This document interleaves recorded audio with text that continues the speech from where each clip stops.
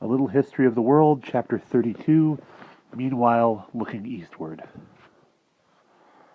While Louis XIV was holding court in Paris and Versailles, Germany suffered a new misfortune, the Turks. As you know, more than 200 years earlier, in 1453, they had conquered Constantinople and established a great Muslim empire, known as the Ottoman Empire, incorporating Egypt, Palestine, Mesopotamia, Asia Minor, and Greece. In other words, the whole of the ancient Roman Empire of the East, of whose magnificence and splendor, it must be said, not much remained. Under their great leader, Suleiman the Magnificent, they had then pushed onward beyond the Danube and defeated the Hungarian army in 1526. Almost every Hungarian nobleman, including the king, had been killed.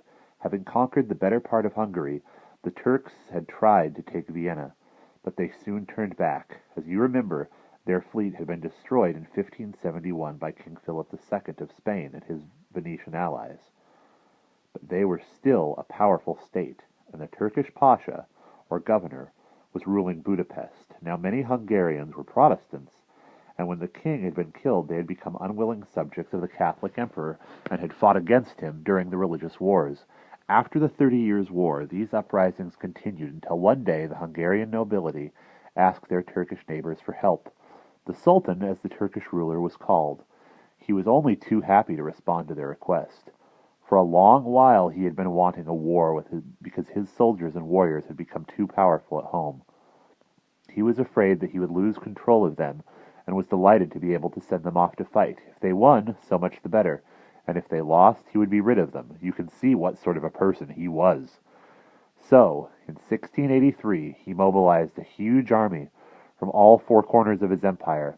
The pashas of Mesopotamia and Egypt brought their soldiers, and Tartars, Arabs, Greeks, Hungarians, and Romanians all assembled in Constantinople under the leadership of the Grand Vizier, or Prime Minister, Kara Mustafa, and prepared to march on Austria. There were more than 200,000 of them, armed to the teeth and dressed in exotic and colorful costumes and turbans with banners bearing their sign, the crescent moon. The emperor's armies stationed in Hungary were in no position to withstand such an assault. They retreated and left the way to Vienna open to the Turks. Like all towns at that time, Vienna had fortifications at the ready. They were now hastily put in place, and cannon and supplies brought in. 20,000 soldiers were to hold the city until the emperor and his allies came to their aid. But the emperor and his court had fled, first to Linz, then to Passau. And when the Viennese saw smoke rising from distant villages and suburbs set on fire by the Turks, some 60,000 people abandoned the city in an unending stream of carts and carriages. Now the Turkish cavalry arrived. Their gigantic army ringed Vienna and began firing cannonballs at the walls and undermining them with explosives. The Viennese fought back with all their might. A month went by. With each day the danger increased as more and more breaches appeared in the walls, and still no help came. Terrible outbreaks of disease began to sweep through the town, far more deadly than the Turkish bullets. Supplies of food were running low, despite daring sorties by soldiers who sometimes returned with an ox or two. As time went on, people found themselves paying 20 or 30 crowns for a cat, no small sum in those days for such unappetizing fare. The walls were on the verge of collapse. When the imperial troops finally reached Vienna, the Viennese could breathe at last. However, the imperial troops from Austria and Germany hadn't come on their own. The Polish king, Jan Sobieski, who had previously signed an alliance with the emperor against the Turks, had declared himself willing to help in return for significant concessions. These included the honor of supreme command, which the emperor wanted himself. So precious time was lost in negotiation. In the end, Sobieski's army took up position on the heights above Vienna, and from there charged north with the Turks. After fierce fighting, the Turks fled without even taking the time to decamp, leaving rich pickings for the imperial soldiers. The camp, consisting of 40,000 tents, set out in neat straight lines separated by narrow lanes, was just like a small town and a truly magnificent sight. The Turks continued to retreat. Had they succeeded in taking Vienna, the situation would have been almost as bad as if the Muslim Arabs had defeated Charles Martel at Tours and Poitiers 1,000 years earlier. However, the imperial troops pushed them further and further back. While Sobieski's men went home, a distinguished French general was to lead the Austrian army in this triumphant pursuit. This was Prince Eugene of Savoy, a man whom Louis XVI wouldn't have in his army on account of his plain appearance. In the years that followed, he took country after country from the Turks. The Sultan was forced to give up all of Hungary, which then became part of Austria. These victories brought much wealth and power to the imperial court at Vienna, and now Austria too began to build magnificent castles, and many fine monasteries in a sparkling new style that they called Baroque. Meanwhile, Turkish power continued to decline, not least because a new and mighty enemy had appeared behind them. This was Russia. Until now, we have heard nothing about Russia. It was a vast wilderness of forest with great steppes in the north. The landowners ruled the poor peasants with terrible cruelty, and the sovereign ruled the landowners with, if anything, greater cruelty. One of Russia's czars, around 1580, was known as Ivan the Terrible, and rightly so. Beside him, Nero was mild. In those days, Russians took little notice of Europe and what went on there. They were too busy fighting among themselves and killing each other. Although they were Christians, they didn't come under the Pope's authority. Their spiritual leader was the bishop or patriarch of the Roman Empire of the east of Constantinople, so they didn't have a great deal to do with the West. In 1689, that is 6 years after the Turkish siege of Vienna, a new czar came to the throne. This was Peter, known as Peter the Great. He was no less barbarous or cruel than many of his predecessors, nor was he any less fond of drinking or less violent, but he was determined to model his empire on Western states, like France, England, or the German Empire. He knew what was needed: money, trade, and cities. But how had other countries acquired these? So he went to find out. In Holland, he saw great seaports with mighty ships that sailed as far as India and America to do business. He wanted ships like these, and he needed to know how they were made. Without a second thought, he took a job as a ship's carpenter, first in a Dutch shipyard and later in a dockyard in the Royal Navy in England, to learn the art himself. Then he went home, taking with him a team of skilled craftsmen to build his ships. All he needed now was a seaport, so he gave orders for one to be built, a city on the sea, just like those he'd seen in Holland.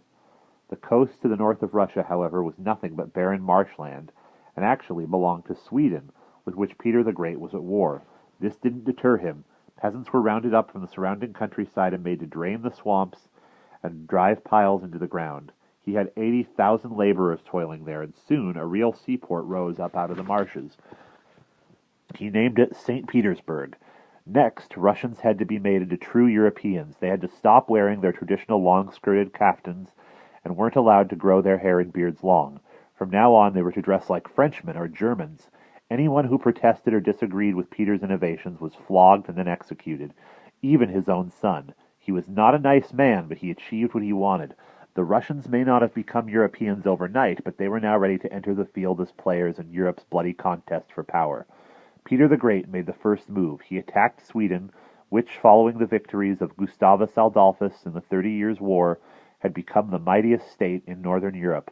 Sweden's ruler in Peter's time may not have had the piety or the perspicacity of Gustav Adolphus, but he was one of the most extraordinary adventurers the world has ever known. The young king Charles XII came to power in 1697. He might have leapt straight out of the pages of the popular adventure books that left me spellbound as a boy in Vienna. His exploits can hardly be believed. He was as foolhardy as he was brave, and that's saying something. He and his army fought Peter the Great and defeated an army 5 times as strong as his own. Then he conquered Poland and pushed straight on into Russia without bothering to wait for another Swedish army, which was on its way to assist him. On he went, deeper and deeper into Russia, always at the head of his troops, wading through rivers and trudging through swamps, without ever meeting any resistance from the Russian army. Autumn came, and then winter, the bitter, biting cold Russian winter, and still Charles XII had no chance to prove his courage against the enemy. Only when his men were half dead with hunger, cold, and exhaustion did the Russians finally appear and inflict a massive defeat on them. This was in 1709. Forced to flee, Charles made for Turkey, and there he remained for 5 years, vainly trying to persuade the Turks to go to war with Russia. Eventually, in 1714, News reached him from Sweden that his subjects had had enough of their king's adventures in Turkey. The nobility were about to elect a new ruler. Disguised as a German officer, and with only one attendant, Charles crossed the Turkish frontier without delay, and riding as fast as he could by day and sleeping in mail coaches by night, raced back to Stralsund in North Germany, in those days part of Sweden. In a mad 16-day journey that involved all sorts of perilous adventures, they passed through enemy territory. Roused from his bed, the governor of the fortress could scarcely believe his eyes when he saw his king standing before him, for like everyone else, he thought he was somewhere in Turkey. The town was delighted with Charles XII's dramatic appearance, but Charles simply fell into bed and slept for a very long time. His feet were so swollen from his long ride that his boots had to be cut off him.